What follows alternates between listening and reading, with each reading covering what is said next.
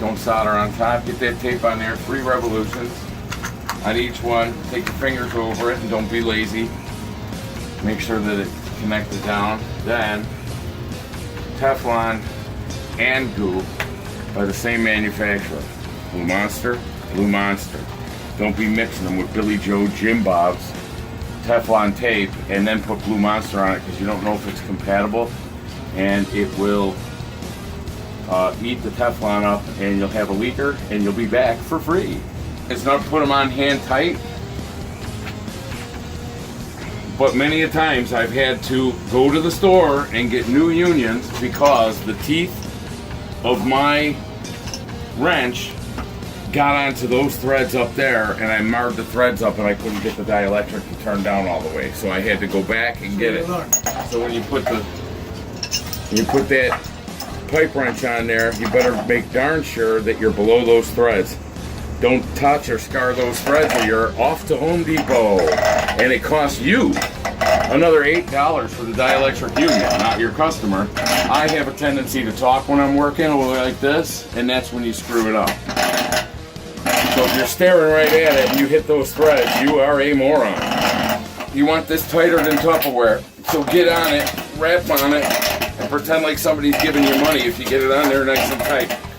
Don't just pull on it like a girl like that and think it's not gonna leak. Make sure you tighten it down good. Don't give it like a little girl turn like that. Give it a man's turn.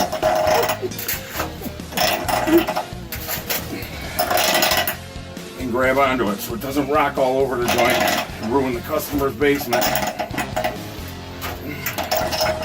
Mark your solder lines. In this case, I got no room at the end. This one I need a tape measure for.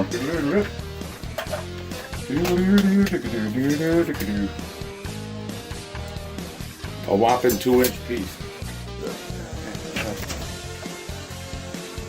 Flux all the way around without getting any in the pipe. If you get any in the pipe, the solder flows there and you got a restriction. And you'll be back.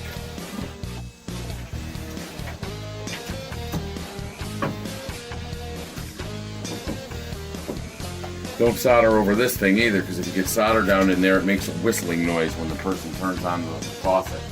And you'll be back. And these are all things to make you not have to come back.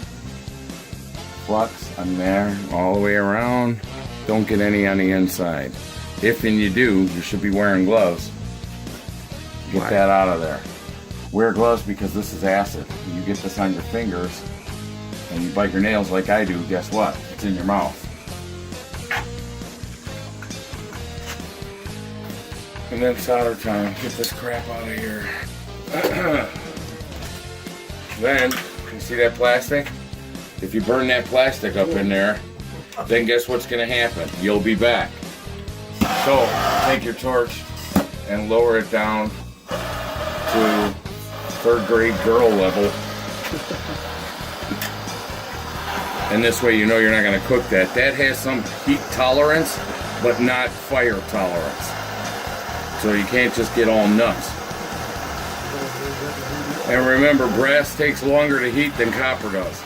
So you're going to be sitting here for a little while longer than you would just on soldering regular copper with the brass.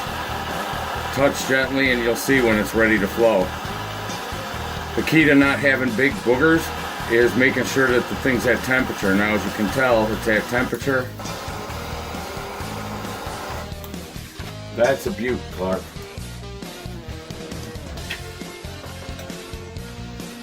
And rag, but don't wipe. Because if you wipe it, you'll smear it. But she won't be so pretty anymore.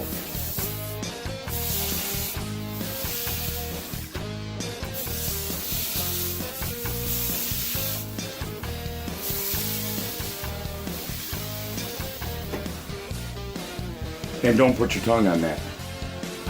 Ever. Don't lick that. Right? Did all that and it's not melted, see? So the plastic part is heat resistant, but not flame retardant. And if you melt that, then you are retardant.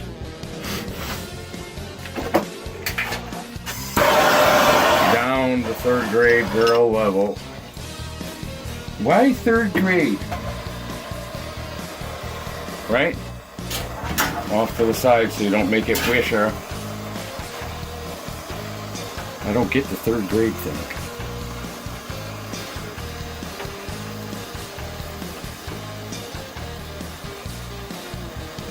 This is all while the customer's standing behind me watching me. Learning. Right. See how it just flows around when you get it at the right temperature? It's all the way over here and I didn't even try to make it go there. That's a perfect joint. Hit this one up here while it's still hot. And how do you do that without getting grapes? Heat it up, come around, and do it.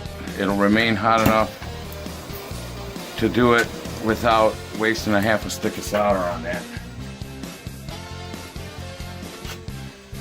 Flows up towards the heat, so you're good on that one. Any more solder than that, you're asking for it. And then put on a slice of bacon for the whole family. Anybody else want bacon? Well, a good rule of thumb is don't put any of your soldering tools away until you test for leaks, because once you put it away, you're asking for a leak. Stick again. These gaskets go in, like so. Center. As Father Mark would say, installing.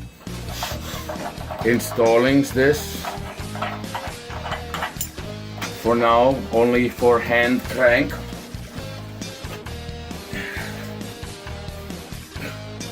My son broke my wrist wrestling, so I can't use that wrist.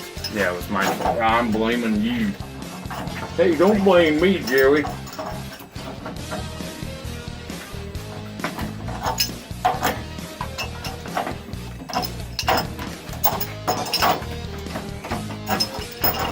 And in the words of Will's teacher, don't crank the out of it. Right? Don't crank the out of it. Should be watertight, but do not fill it with water until you did the gas line. In case you need to jockey it a little bit, try and move it with the water. It won't happen. But if you don't have water in the tank, you can move it any way you want to accommodate the gas line. That's completely ill-advised. I only did it because it's the only thing that the customer had. But this is against code. So when he goes to sell this house, I'll be back to pipe that in with pipe. Do we not want to put that on the internet? Why? Nobody knows where I'm at, so let's get in here and light this water heater. Number one thing about this is that, remember, you just changed it, so you got all this is filled with air. So do yourself a favor and push down on that and hold it for a while, because all this air has to be purged through the size of a needle, an orifice the size of a needle in the pilot line. So you're going to be here, so if you're already trying to light it, you're wasting your time. Because all that's got to be purged out of there, all the air. It must be in pilot lighting. If it is not in pilot lighting, on the dial, guess what? It won't light. You'll call me and pay me $80 to light your water heater. And all I did is put it on pilot lighting and ask for $80. So, your little window is down here, and that'll show you where your pilot light is. So I'm almost at the point where I can start pressing it. Just like a barbecue, flame is on. Then hold the button down for 30 seconds or until you hear a slight click in the gas valve.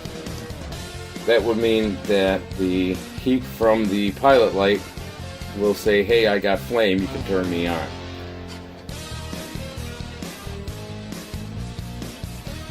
Good. Or did it go out? Went, no, stayed on. Put it on. And then adjust